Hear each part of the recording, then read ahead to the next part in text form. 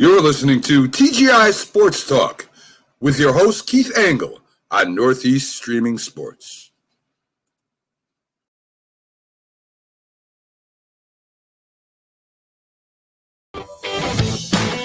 Good morning, everybody. Keith Angle for TGI Sports Talk right here on the Northeast Streaming Sports Network. How are you today? Almost forgot to put myself back in the room. Hope you guys are doing well. It's been a hot, sweltering week here in upstate New York. As you know, we're the first, and as far as I know, the only live streaming sports show from East Greenbush, New York. Keep liking to hang my hat on that.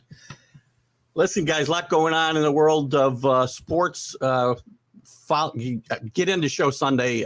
We're going to talk a lot of football, a lot of college football. Obviously, we got some real games starting. So our Sunday Stream of Consciousness show will be very interesting. Mark Mancini will be joining me again, and we'll break down the NFC East.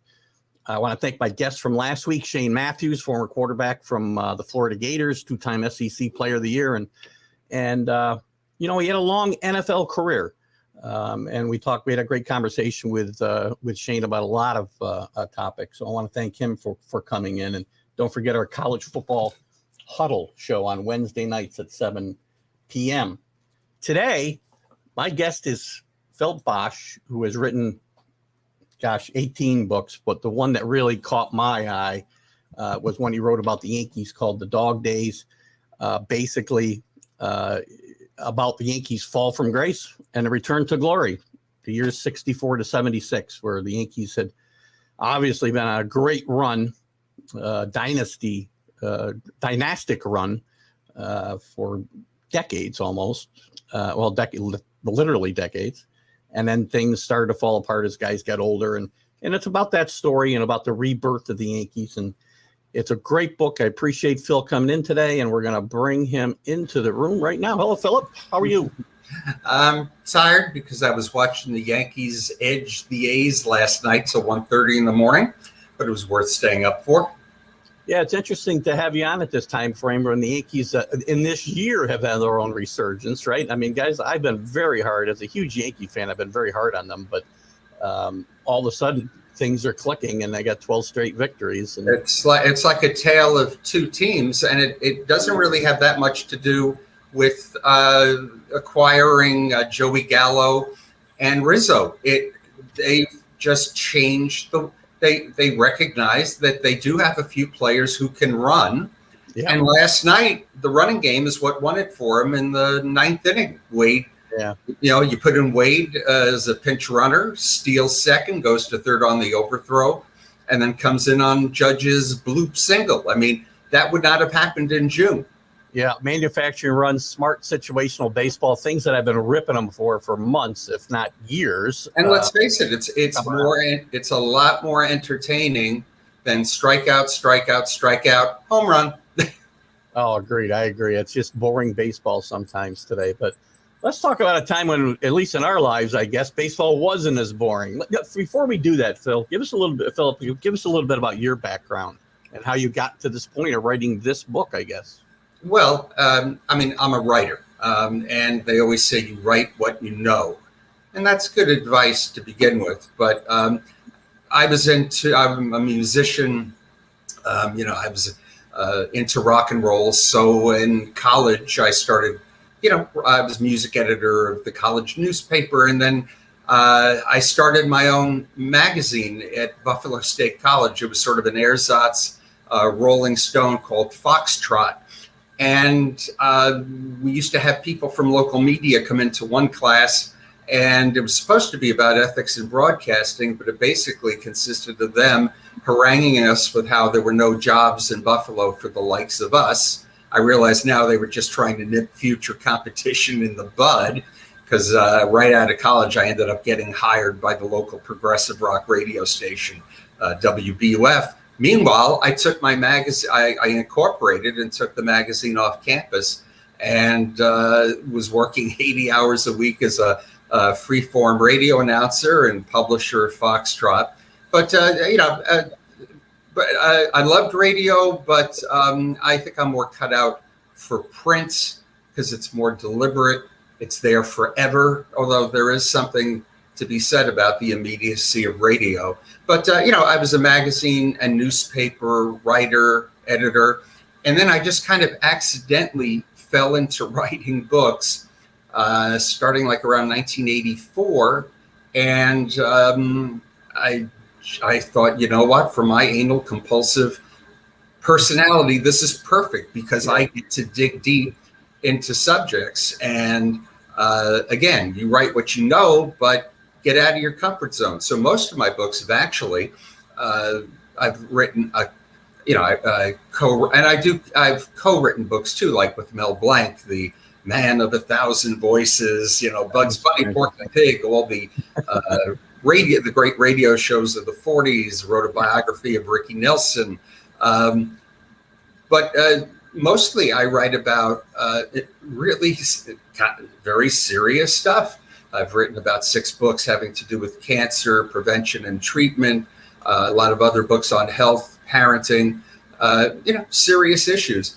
But I always wanted to write about this era of the Yankees because, this was the era that I grew up with these teams, and no one had written about them. They only wrote about the glory years, and they might have talked about the end of the glory years, which came very suddenly, seemingly overnight in 1965. But of course, the roots go back several years. Anyone should have been able to see that coming. And so I love every book is precious, because when you get it in your hands, this was the original Dog Days on Random House, 1994. When you get it, you think back to, this started from nothing. I had a blank screen, or prior to that, a blank piece of paper in the typewriter. And from that, and maybe months or years of work, here's your book.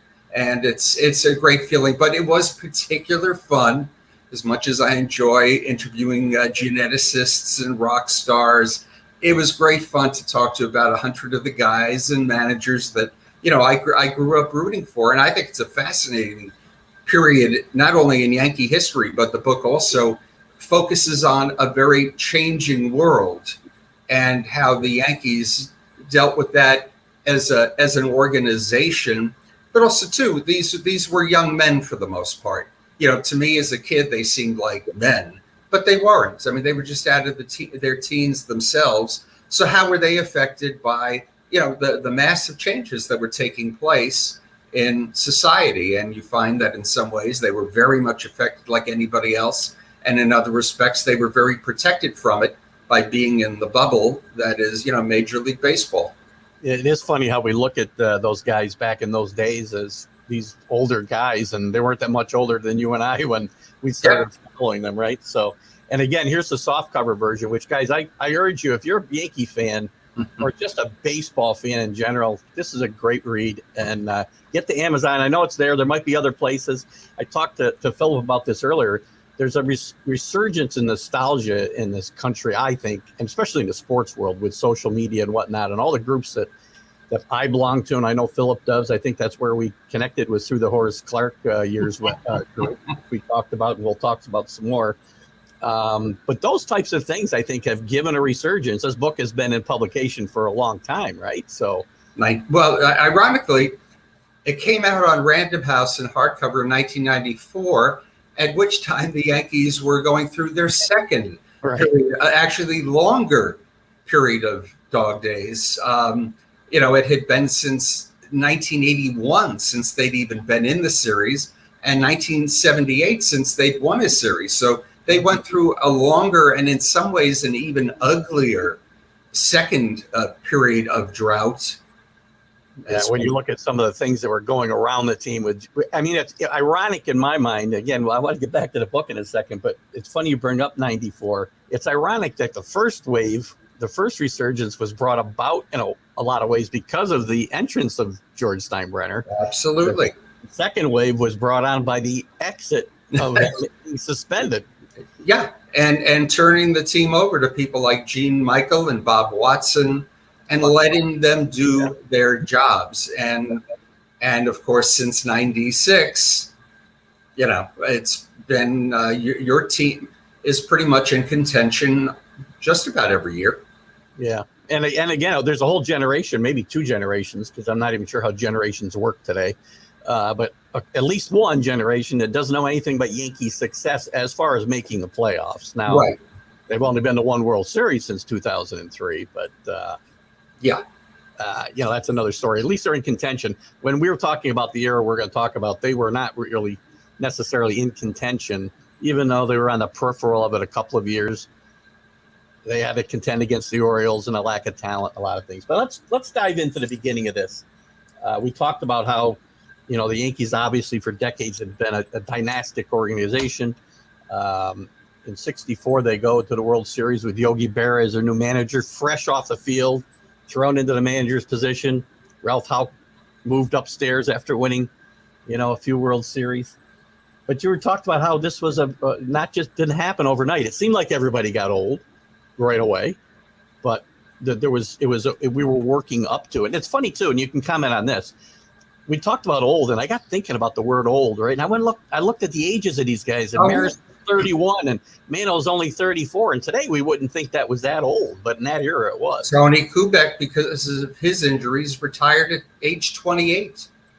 But again, so many of these guys, Mel Stottlemyre, today he'd have had Tommy John. He was finished at 32. And today, a lot of the injuries that these guys suffered, there are surgeries for, but there weren't back then. So Tom Tresh, who really was coming into his own as the older stars around him were fading, goes to corral a ball in left field in 1967, feels his knee pop, and he was never the same player since. Today, of course, we know he probably would have been back in a matter of months. Yeah. And let's talk about the Yogi thing. They've been very successful under Ralph Houck, obviously, since he took over for Casey Stengel in 1960, right? What do you feel? What was the genesis for that? Were they afraid about Yogi leaving? Yeah, they were. And Yogi knew how to play politics. He would let them know that he'd had an offer, prospective offer from Horace Stoneham of the Giants. And Yogi was one of those rare, beloved Yankees. The Yankees were respected, but they weren't necessarily beloved even by their own fans, unlike the New York Mets, who, despite finishing in the cellar year after year, had a rabid and growing and much younger fan base than the Yankees had. So they suffered a little bit in terms of public relations by letting Casey Stengel go in the manner they did. Not that it wasn't time for him to be replaced, but right after the 1960 loss to the Pittsburgh Pirates, and it was seen as heartless. And then they turned right around. As we'll get to, they turned right around and do the same thing to Yogi. But yeah, they wanted to keep him around. Houck had ambitions to be general manager, so it seemed a logical move. It did not work out that great. But ironically, the two teams that go to the World Series that year have almost identical situations where there's a lot of rumbling, on both teams about the managers. A lot of the guys, having played with Yogi for all those years, really had a hard time taking him seriously as a disciplinarian. Right. There were rumblings, and Ralph Houck, as early as mid-August, when it looked like the Yankees were falling out of the race, decided just the guy they needed for 65 would be a guy named Johnny Keane for the Cardinals. The Cardinals were floundering just like the Yankees, and there was a lot of dissension on that team, led by Dick Groat, if you recall, great shortstop, who I had interviewed for this book because he was sort of at the center of the discontent over Johnny Keane. So unbeknownst to anybody, Houck and Keane struck a gentleman's agreement that after both their teams finished, in second or third or fourth place, obviously neither team was going to rebound and make it into the 64 World Series. He would fire Berra and Johnny Keane would take over. And Johnny Keane had his resignation letter in his pocket I had spoken to Vern Benson, who was the first base coach for the Cards, who came over with Keene and told me, yeah, we knew we were going to the Yankees. He had asked me, I've got this offer from the Yankees for next year. Would you come? But Keene had his resignation letter in his back pocket for every game from late August on. And then the weirdest thing happened. The Phillies unraveled and the Cardinals end up clinching the pennant on, I think, the next to last day of the season. And of course, the Yankees had an extraordinary September, and they come back and get into the World Series. So you had two managers facing each other, both of whom were doomed to being let go or resigning. In Keene's case, he probably would have been. And in fact, one of the reasons Keene accepted Houck's offer, he knew his days were, if they did not win, his days were over in St. Louis. So why wouldn't he take the Yankees job? Unfortunately, he was handed the wheel of the Titanic. Yeah. Just didn't know it. You think he would have had an idea, but again, maybe you don't. You don't think those guys are all going to drop off the face of the planet at the same time, right? So, in retrospect, Philip, I mean, does Yogi get? I mean, it's not the first time Yogi got a bad. Or I'm sorry, it was the first time the Yankees got the bad. Gave Yogi a bad deal, but it wouldn't be the last time. No, sad to say. In hindsight, is it maybe better that Yogi got himself fired? Because if not, he would have been the guy that was piloting this. He would have. And let's face it, he retained his. He was still the beloved Yogi. Goes right to the Mets. Yeah, and is there for their suddenly coming into their own just 4 years later after he joins, and then Gil Hodges dies and he becomes manager. But he faced very similar problems though with the Mets. Too. There was a lot of discontent. Tom Seaver was behind much of it. And just also, too, that he was not a strategically particularly great manager. But in any event, Yogi did perfectly fine for himself. He did. And I think I think him not going through those years in 65, 66, 67 probably, as you said, probably helped the Yogi we know, sure. We still know. Looking at those teams before we move on from that early part of this, which I know is where you started your fandom. I mean, what could the Yankees have done? I mean, somebody should have seen the warnings. What was coming. The problem was this: Dan Topping and Del Webb, the Yankees owners, knew probably as far back as 62. Possibly earlier, that they were going to sell the team. And, supposedly they started enacting some cost-cutting measures to make the books look better than they were. The Yankees did not draw, even during the winning years. They did not draw particularly well in the early 60s. And then the Mets come along, and within a year or two, they're the dominant team in terms of fan excitement. And this is a last place team. And of course, the Yankees couldn't understand, people loving losers, what's going on in this country. But there was a change going on.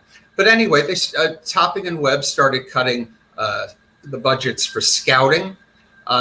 Their team did not sign bonus babies, as they were called back then. Guys who went for the astronomical sum of $50,000 back then. And the biggest issue goes back even further to their general manager from the late 40s to 1960, George Weiss, who, there's no other way to say it, was a racist.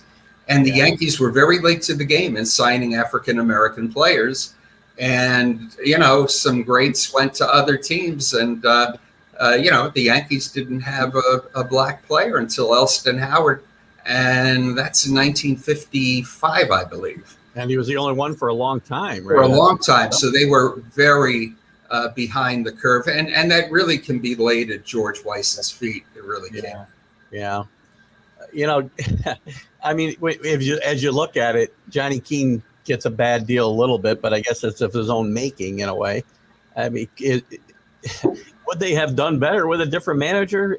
I don't think so. No, probably not. But he was the completely wrong guy. He brought a national. First of all, he brought the game of the St. Louis Cardinals, who were not the New York Yankees. I forget who it was. I think it was Clete Boyer who said to me, he wants us to bunt and run. We don't bunt and run. We sit on the bench and we wait for the next guy to hit a 3-run homer and we all go home. What are you talking about? He also, the Yankees were a loose team.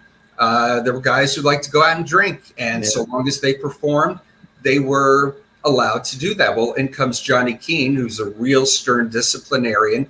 He kind of picked on Mickey Mantle, which was the very wrong thing to do because Mantle was so beloved by his teammates. So he got off to a terrible start with the team. Winning probably would have solved a lot of that. But a lot of this, first of all, there was nobody in the farm system.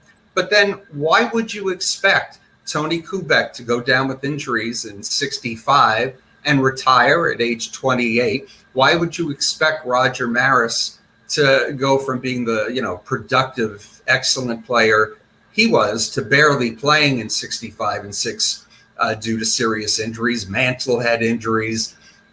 Later on, Tom Tresh has injuries, and who looked like was going to be a very, very good major league player, right? He was. In fact, he had an excellent, one of the few. He had an excellent 1965, and was looking like he was poised to become the next. I don't want to say next Mantle, but he was a guy you could build a team around. And then the pitching. Who would have thought that Jim Bouton, who had won 21 games in 63, 18 in 64, well, as he put it, I woke up and my arm fell off, and he goes 4-15. He's gone. They traded Ralph Terry. Whitey Ford went from 17-6 in 64 to 16-13, but didn't look like the same guy. And then his arm basically fell off, and he was retiring a couple of months into the 67 World Series season. So a lot of this you really could not have seen coming. But the problem was, if you're not investing in your team to make the books look good for when you sell it to CBS, there really were very few quality players in their minor leagues, which was not the Yankees' way. Yeah, and so we get through these 2 years of just, if you're a Yankee fan, they had to be. And again, I wasn't really old enough to appreciate that yet in 65 and 66, but those years were just really bad years and long seasons, I'm sure, for Yankee fans. But we get past the Johnny Keane era, which was very short, obviously 2 seasons. And Ralph not even. He got fired after the Yankees were actually 4-16 to start the 6. Because a lot of people thought, okay, 65, that was an aberration.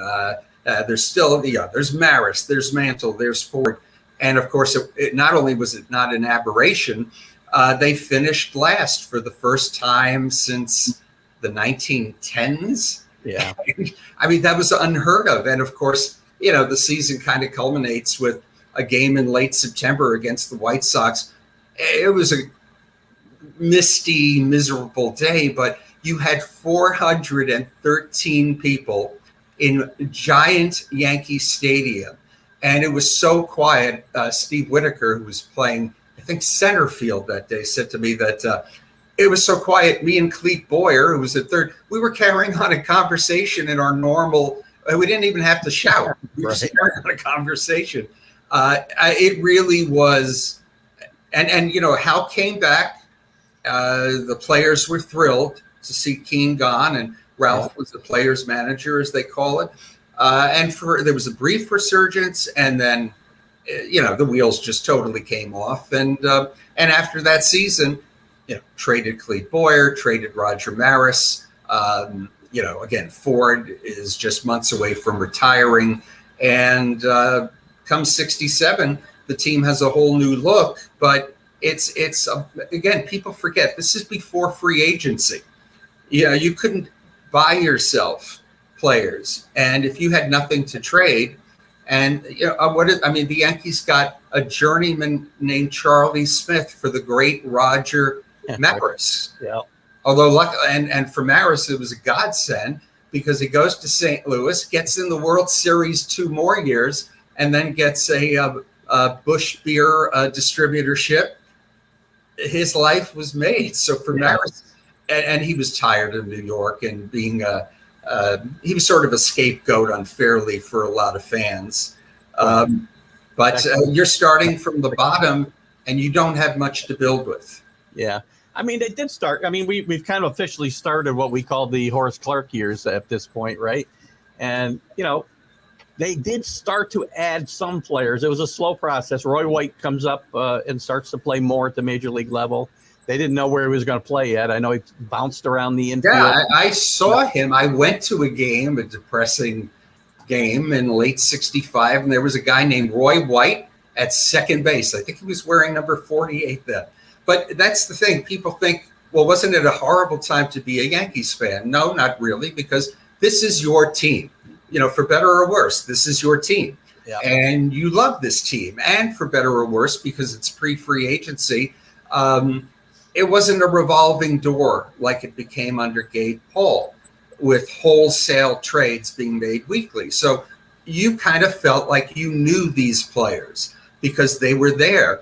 Horace Clarke played second base for the Yankees as long as Bobby Richardson did, again, for better or worse. But they did get every year a little more painfully slow progress was made. So in '68, Roy White comes up for good, quality player. The next year, '69, it's Bobby Mercer.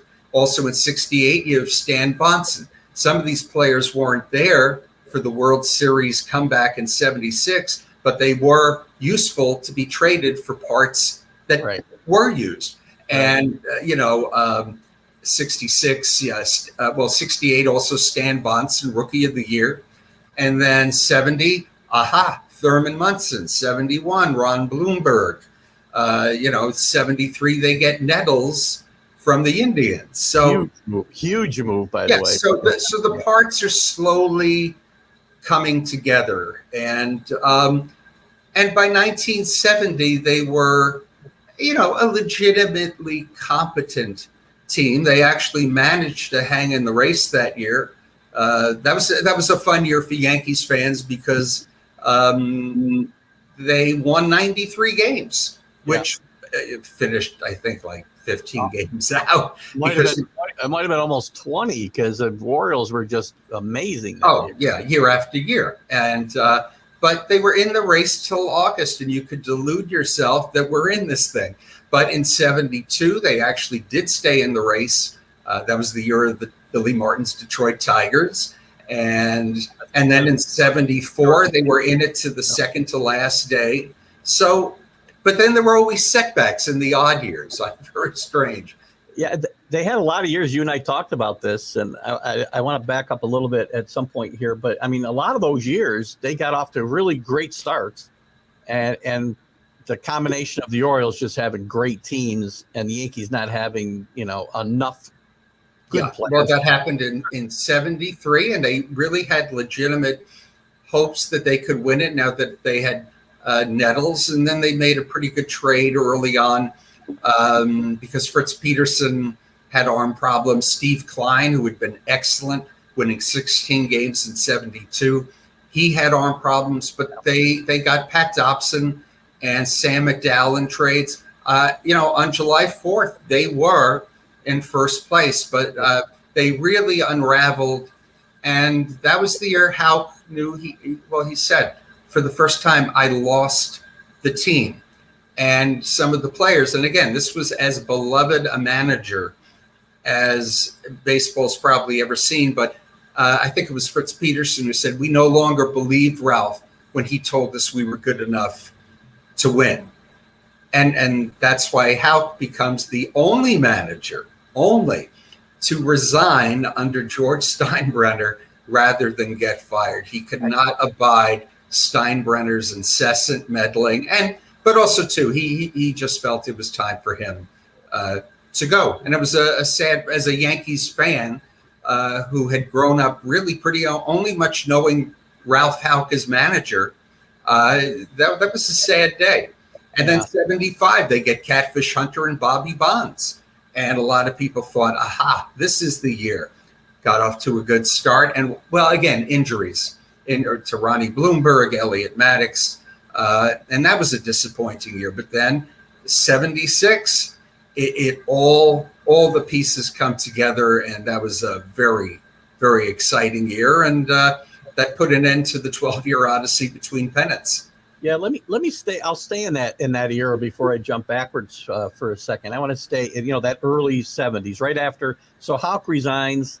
They want Dick Williams and actually signed Dick Williams, and I think they had a press conference and everything, right? Yeah. And that falls apart because Charlie wants Thurman Munson back for him, or Otto Velez, or crazy nonsense. Yeah, of course. Happen. And they have to settle for Bill Verdon, who I think did a great job. He did, and he was not popular with the players at all. Right. He was a disciplinarian. Apparently, the guy was still in player shape, and he put them through some of the most brutal drills that the Yankees were not used to, except Bill Verdon was out there doing it with them. Yeah. And even players who disliked him admitted he was the right guy. We needed someone like him that year. And the Yankees got off to another mediocre season, but suddenly, now that was the first year that Gabe Paul replaces Lee McPhail as general manager. And boy, do things change in Yankees land. Again, you're used to Horace Clarke being at second base for 7 years. You're used to seeing many of the same names. I was at the famous game it was my first time seeing the Yankees at Shea Stadium. Horrible. It was the weird game against Billy Martin's Texas Rangers, where not only did we get our first taste of the planes flying overhead every 2 seconds, but Shea Stadium at that time had like a wind tunnel effect. And in the 9th inning of this 1-inning game that the Yankees were winning, a wind swept around the stadium and started pulling garbage onto the field. They had to call time for about 5 minutes. Game's over, Yankees win, and the scoreboard flashes that the Yankees had just traded 40% of their pitching staff to the Cleveland Indians for who? Chris Chambliss. All right, we knew he had been Rookie of the Year in '71, but they literally had traded Fritz Peterson and Steve Klein and Fred Bean, who was a very popular bullpen pitcher, and a guy named, I think, Tom Buskey was in that trade. He was, yeah. Now, of course, it turned out to be part of solving the problems. But at the time, you couldn't believe it. Literally, there were 10 pitchers. For 2 seasons, basically, the fans thought this was a horrible deal. Right? Oh, yeah. They couldn't figure out what was going on. There were calls to fire Gabe Paul. He's just moving people like chess pieces, and the teams know better. But, Chambliss was a huge part of the return to the World Series. Yeah. Let's talk about 74 a little bit longer. I mean, that team, as you said, got off to a kind of reverse of some of their other good teams, better seasons. They don't get off to a fast start like those teams did. They get off to a bad start, and all of a sudden in August, things start to click. And even as good as this, as much fun as this season was, it was difficult for guys like me who grew up a Bobby Mercer fan to see him get moved to right field, to see him struggle in Shea Stadium as badly as he did. It just destroyed him mentally, it seems. It did. And again, Mercer was as popular a player as there was. But, some of the pitchers said to me, no, it was Elliot Maddox was a superior center fielder.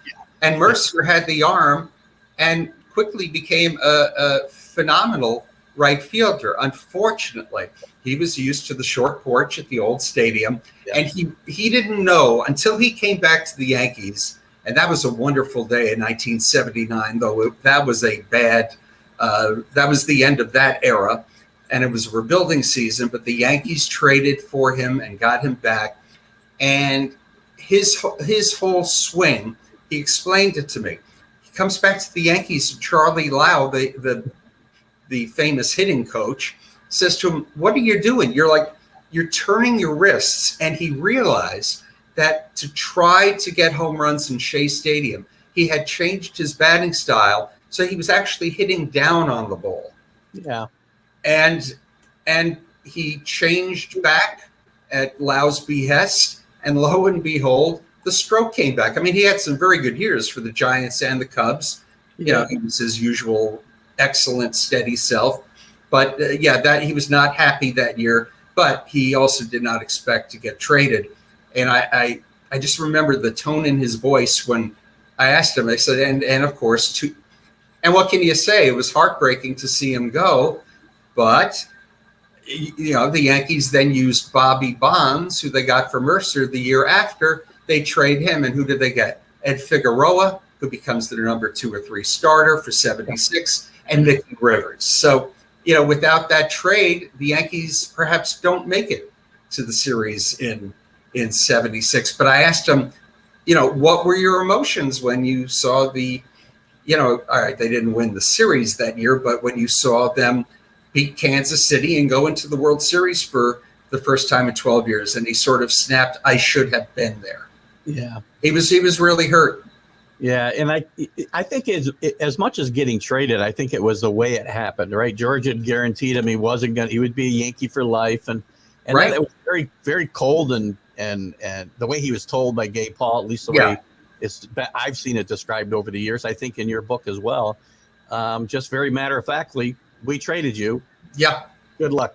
George Steinbrenner wanted Mercer to be the captain, but Mercer was not comfortable with that. He said, I just didn't see myself being a team leader in that way. So he turned him down. So, Steinbrenner thought the world of Mercer. On the other hand, the Yankees were stuck playing another season in Shea Stadium. Bobby Bonds was a phenomenal player. Had a up and down kind of first season and only season with the Yankees. He did hit 32 homers, but he was injured much of the time. And as later came to light, he did have a bit of an alcohol abuse problem. Yeah. And then he was a goner because Billy Martin comes in. Like him. Yeah. And Martin, and then they almost, Bonds told me, I challenged him to a fist fight. You want to go for it right here in the dugout? Let's go.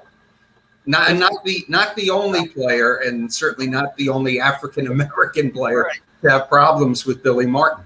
Yeah, we'll touch on Billy in a second too. What I want to talk about is, let's talk a little bit about Thurman. You were talking about Bobby, George wanting Bobby to potentially be the team captain. Talk about Thurman and his evolution. When he came up rookie of the year, and he had struggled for his second year, but his evolution to being the leader and eventually the captain of this team, and what it meant to that growth that we've been talking about. Oh, I mean, and you talk to the players. I mean, they're the best judges of what somebody means to the team, and he was the heart. He was really the heart and soul of those Yankees teams. But if he had been a 260 hitter with 10 home runs, given his defense, you'd have been happy with that. But suddenly he blossoms in 1973 and 4 and 5. He's a 300 hitter, can drive in 100 runs, and he's an incredible catcher and a team leader. So, he was probably the most valuable player of most of those teams from 73 on. It's been said, and I've heard it a lot of times, where, in 79, obviously when Thurman tragically died in that plane crash, that, I've heard people say, well, if it wasn't for that, then the Yankees would have continued that dynasty. And I'm thinking, I don't see it, because Thurman was kind of on his way down. He wasn't having a good year in 79. He wanted to get out of town in the worst way still, which he wanted to do a lot of the time, even when he did well. And I just don't think Thurman was going to be long for the Yankee lineup. They had full plans to put him at first base. Yeah. He couldn't take many more years of, catching 140 or 30 games, whatever it was. Maybe they would have.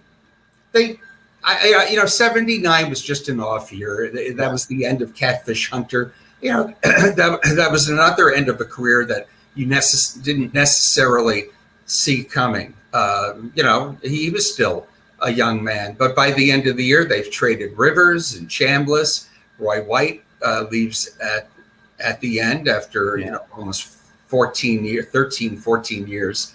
And that really was the end of that era. But, they rebound the next year, 1980, under Dick Howser, and win 103 games. So, the nucleus was still there.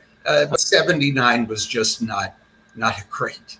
By the way, Dick Howser, another horrible firing by George Steinbrenner. Terrible. Yeah. Oh, well, how many? I think I write in the book sort of like in an afterword.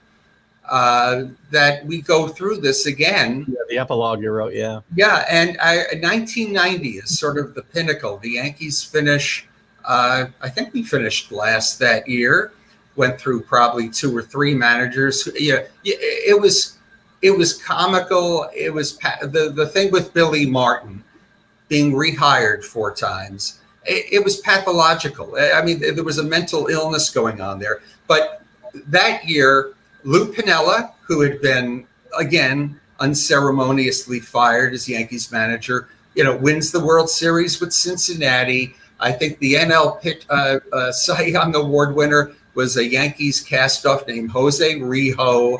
You had all the top players in baseball that year. Fred McGriff, they had all been Yankees farmhands who were, just jettisoned to bring in some other fading veteran with some name value. And it made rooting for the Yankees of the late 80s and early 90s, frankly, a lot harder than in the late 60s and 70s because they were not very lovable, and it was constantly changing, and it was a circus. It was not necessarily fun anymore. Yeah. Let's back up real quick to the I want to talk about that era again from 65, 66 through 74, which unfortunately I think, and we talked about this a little before we went live. I mean, they're dubbed the Horace Clarke years, and not necessarily in a That's a pejorative term. Let's face it. Thank you for filling in the blank for me there. And it's kind of unfair in a way. He's the face of this. Oh, completely unfair. I mean, again, say what you will. The man, well, you could say he never got injured. Now, some players would say, well, yeah, because he bailed on the double play. He never took a risk of getting spiked or, kicked in the shins. But he was a steady presence at second base. He would steal 20 bases a year, average around 260. I mean, he was a competent ball player. Now, if you had, and on the 1976 Yankees, you probably would have been perfectly happy with him because you had enough parts around him, and but not in the early 70s. And again, but he is unfairly maligned. However, the idea that he was somehow a very unfairly unrecognized defensive player is just not true, because numerous Yankees pitchers told me, and they're not ones to criticize one another, but facts are facts. There were tons of Yankees main starting pitchers: Peterson, Bonson, Stottlemyre. These were all sinker ballers. So the Yankees had, there was ground ball after ground ball. There were many he didn't get to, and then the bailing on the double play. And it got so bad that in 1971, and this was first told to me by Jack Aker, who was a very good relief pitcher, the chief for the Yankees, and then seconded by Peterson and Klein and Bonson. They went to Ralph Houck and they said, you've got to get Horace out of there or we're going on strike. Now, of course, they're not really going to go on strike. And Houck told me that, they were not wrong, but he said, we don't have anybody else. We've been trying to replace Clarke for years, but we don't have anybody. And they didn't. So if he's the best you got, you play him. Right. Gene Michael was a 220 hitter, and he was the Yankee shortstop for, a solid five years because there was nobody else. I would argue he was a worse player overall than Horace Clarke. Absolutely. Very good shortstop, very cerebral, clever, great baseball man, as he later proved. The hidden ball trick was a lot of fun. That was his forte, right? Yeah, he did it a couple of times, and that was fun. And those were the things of those years people forget. And Mike Burke, who was president of the team in the CBS years, he takes sort of a bad rap. It's unfortunate. This all happened on his watch. But he never claimed to be a baseball man. But he was good for the Yankees in terms of realizing we have to compete with the Mets. And they are the team of Woodstock. It was very appropriate. I thought that the Mets should be the team of 69, just like the Jets early in the year and the year of Woodstock. They were the team of a younger generation of fans. And they seemed cooler and hipper, and they probably were. They had that nucleus of players in their mid-20s, Seaver and Kuzman and Ryan. But so Mike Burke took it upon himself. He knew the Yankees had a very stodgy image. I remember being at Yankees games in 65 and 6. It'd be the ninth inning. They're losing 12-2. There's 8,000 people in this mammoth stadium. And the surly ushers, most of whom I think were there when the stadium opened in 23, would be chasing you out of the seats. Get out of here, you kids! Go back to your seats. Like, oh, come on, man! But he put usherettes in '67 in sort of kind of mini skirts. He encouraged players to sort of be fun. So you had Steve Hamilton with his famous Folly floater, which was a blooper pitch that he just released, and it gradually was sighted coming down to earth. And some play. There was a very memorable doubleheader in 1970 with the Cleveland Indians, where the Cleveland first baseman Tony Horton strikes out and hams it up by crawling on his hands and knees back to the dugout in mock embarrassment. That sort of stuff it made baseball fun, and that would have been beneath the old Yankees, who of course for years were compared to U.S. Steel. Yeah. And while that's impressive, that doesn't exactly evoke images of fun. Whereas the Mets were fun as losers, and they still retained their lovableness as winners. And the Yankees found themselves no more lovable as losers than they had been as winners. So they had to spend that whole era catching up to the Mets, who were, while the Yankees were lucky to draw 1.1 million, I mean, the Mets were doubling that. Yeah, well, if we're going to look, if people who want to look at this era in a very negative light, call it the Horace Clarke years, if you want to spin it more positive as the Yankees go from a dark time to a good time, I would go with the Roy White years, who made it. Yes.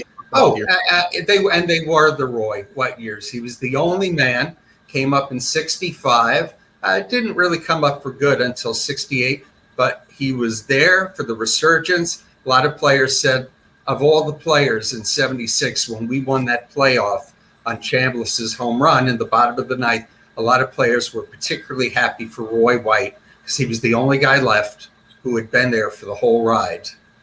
Now, you talked about pitchers being unhappy with Horace Clarke, and I know from Fritz Peterson's book, which I think is called the Horace Clarke years, if I'm not mistaken. Yeah.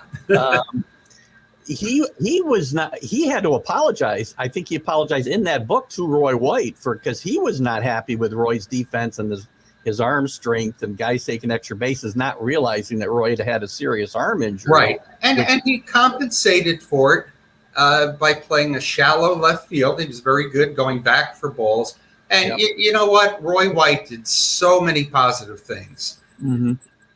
And defensively, that was his one weakness, but he was a star of that team. And we were talking before the show, people forget, think about this, the Yankees had a cleanup hitter who choked up on the bat. There were 4 inches of bat, right? So at any point in baseball, and he would hit 20, 22, 23 homers year after year with nobody surrounding him in the lineup, him and poor Bobby Mercer. And then but then again, now there's Munson, now there's Nettles, and now there's Chambliss. And, gradually you had a lineup where they were, protected. But, in 68, 69, 70, they were the only hitting, really, the Yankees had. Yeah, and I was as unhappy as I was to see Bobby leave. And I realized after a point, that it did lead to those teams getting better because of Figueroa and Rivers. I was happy to see Roy White be able to be there and be a major contributor. Oh, absolutely. 77, not so much in the postseason, but 78, he was part of that, winning that World Series. And at that point, he's 35 years old. I mean, he was better than steady.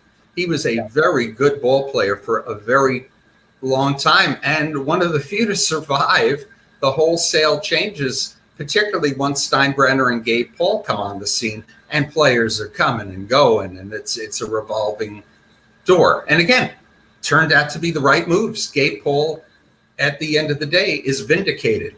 But at the time, it was very confusing for Yankees fans, and there was not an immediate payoff. So he was not a very popular man, Gabe Paul, among Yankees fans, but he should be, because he was the real architect of putting together the team that, really coalesced in '76. Absolutely agree. And let me talk a little bit about, we touched on Billy. So Verdon's in there, and it became apparent that as soon as Billy Martin was available, George Steinbrenner was going to hire him. Because he had this obsession with Billy Martin. Now, to be fair, Billy Martin, for a year or two, was a great manager. He becomes manager for the Twins for the first time in '69. All right, granted, now we're in the divisional setup, no more just two leagues, but, the Twins make it to the playoffs. But then he gets fired. He goes to Detroit, and in '72, they get to the playoffs. He gets fired the next year. He goes to Texas, and they become a very competitive team. Well, but we look at that roster. For him to finish only 4 or 5 games, whatever they finish behind the A's, with that roster is amazing. Yeah, and again, as a tactician, a brilliant manager, but he had his demons, as is well known, and inevitably, he had been fired 3 times in just 5 years of managing by 3 different teams. And Bill Verdon really was the victim of that. And that was also done kind of cruelly, because Verdon told me even the night before, the next day was going to be Old Timers Day. And the rumors were swirling. And the reporters are asking him, so what do you think about these rumors? And Verdon was honest. He said, I know nothing about them. And he didn't. And he didn't find out until he got to the ballpark the next day. Billy Martin is here, and you're out. So again, the Yankees definitely needed a human resources department. Yeah, and I know what I'm saying. And frankly, would the Yankees have won in '76 with Verdon? Probably, most certainly. Yeah, But you just anticipated my next question. Would the Yankees have won in '76, '77, '78 with Bill Verdon? I think so, because they got the last missing parts with a couple of trades.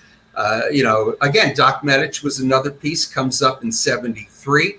Another very good pitcher, but they not only got Willie Randolph for him, but people forget they got Doc Ellis, who won 17 games for them in '76 and was a big part of that team's success. So between those 2 trades, they get 2 starting pitchers in Figueroa and Ellis, a second baseman for the next decade plus, and a center and an excellent center fielder. So yeah, they would have won under Verdon for sure. And the thing that, Billy Martin would take a dislike to certain players. Well, they would then get traded, and some of those players were quite good. One of them being Larry Gura, who was a star of the '74 team, and Martin didn't like him because he liked the game of tennis.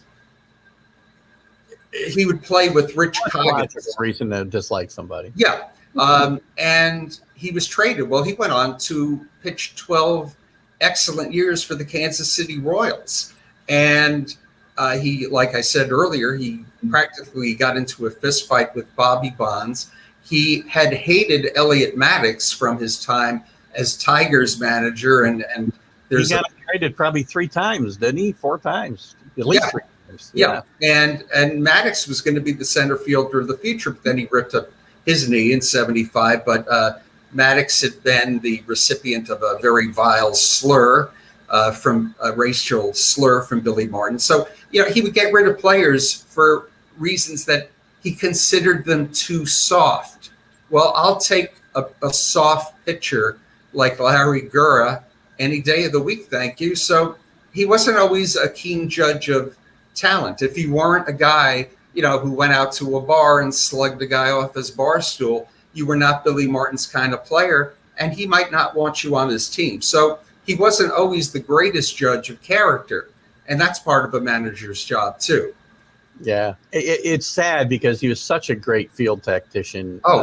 Without a doubt. So much fun watching this team. And he fired up the fans. Yeah.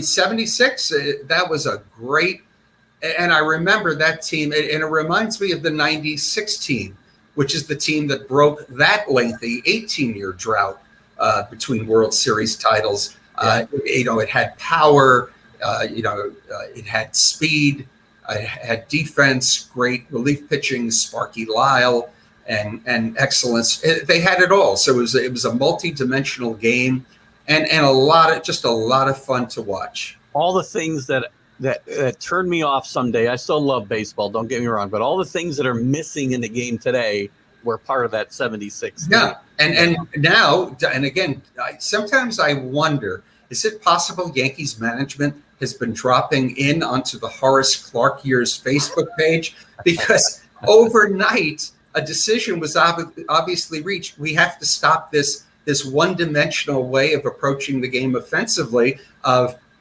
again, KKK, and then that was a bad choice of initials, but a very one-dimensional game of just waiting for the home run, and now all of a sudden they're an exciting, fun team, and they're running the bases with abandon. Yeah. And guys are sacrifice bunting. I mean, that would have been sacrilege back in May. So I think they caught on to the fact that fans were not only upset that they weren't playing well, but were also upset with the style of baseball, which was just, it was painful. Boring. It was boring. Yeah. There's Boring. no question about it. It's okay to lose. Well, it's not okay to lose, but you can handle losing better if you're doing it in an exciting way. But this was just awful. And you're right. Maybe the Yankees are reading social media posts. I don't know. Yeah, I'm sure. Because I've been ripping them for 2 years about this stuff.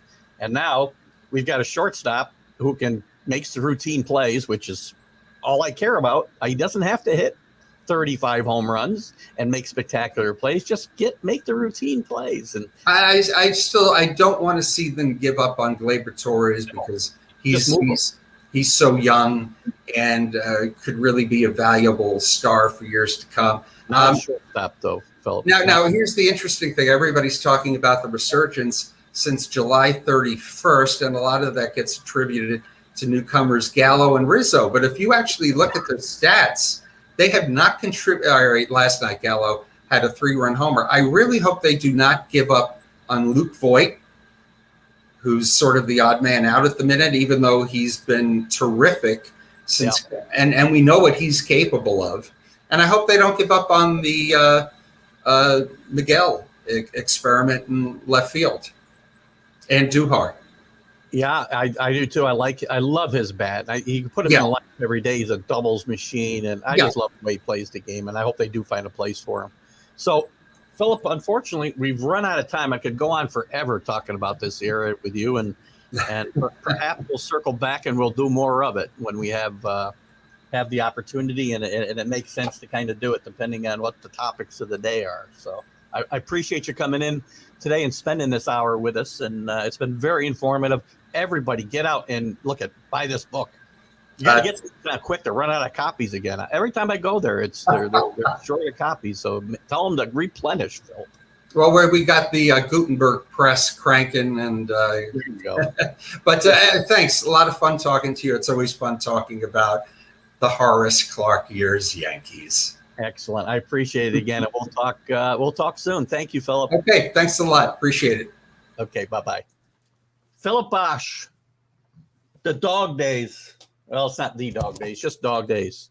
Guys, great. This is the paperback version. It's Philip had showed you the hardcover version earlier in the show, and I just saw it for the first time on Amazon actually this week. So get out and get the book, guys. It's a lot of fun. It's a great read. You'll read it in a couple of days. It's just, you can't put it down. So thank you to Philip for coming in today. Guys, we'll be on Sunday with our live stream of consciousness show, and we'll have a lot to talk about, guys. The pennant races are heating up. Football's getting ready to start. College football has actual games this week. Lots to talk about, and we'll talk about my guest from next week, which is a surprise at the moment. So We'll see you later. Keith Engel, TGI Sports Talk, right here on the Northeast Streaming Sports Network. See you later. Have a great weekend.